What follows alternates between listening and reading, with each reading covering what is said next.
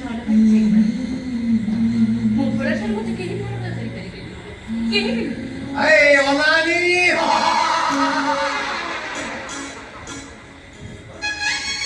ହାଣ୍ଡି ତ ଦବୁନି ଅନାନି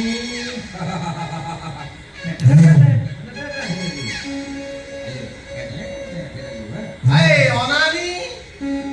ହାଣ୍ଡି ତୁ ଦବୁନି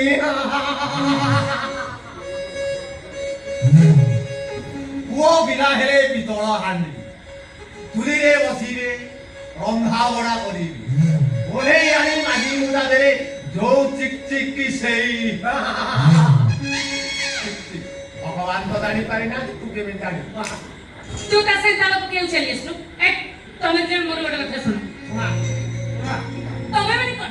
ସବୁ ଉପରବାଲା ଚାହିଁଲେ ବି ମୋଠୁ ମୋ ଭୋଳାକୁ କେହି ବି ଅଲଗା କରିପାରିବେନି ଏ ଗଣିଆ ମୁଁ ସେତର କରିନି ଏବେ ତୁ କହ ଠିକ ଅଛି ହଁ ମୁଁ ଜାଣେ ଭୋଳାକୁ ତୁ ବେଶୀ ଭଲ ପାଉ ଭୋଳା ତତେ ବେଶୀ ଭଲ ପାଏ ଆମ ଦୁଇ ଜଣଙ୍କର ପ୍ରେମ ହେବିକା ନୁହେଁ ତ ପୁରା ଫେବିକୁଇନ୍ ତମେ ଦି ଜଣ ସବୁଦିନ ଖରାବେଳେ ମନ ସୁରୁମିଆ ବାଡ଼ିକି ଯାଅ ଦି ଜଣ ଟୁବୁର ଟାବର ହୁଅ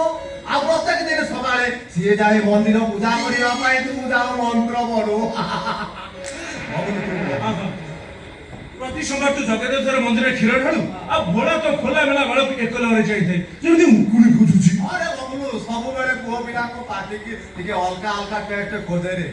ଏ ପାଗ ଯେମିତି ହଉଛି ଡାଲମା ଭାତରେ କଣ ମନ ବୁଝୁଛି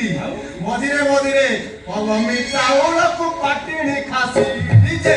କଲମି ଚାଉଳକୁ ପାଟିଣି ଖାସି ଇଏ ଝିଅ ବାଙ୍ଗିରି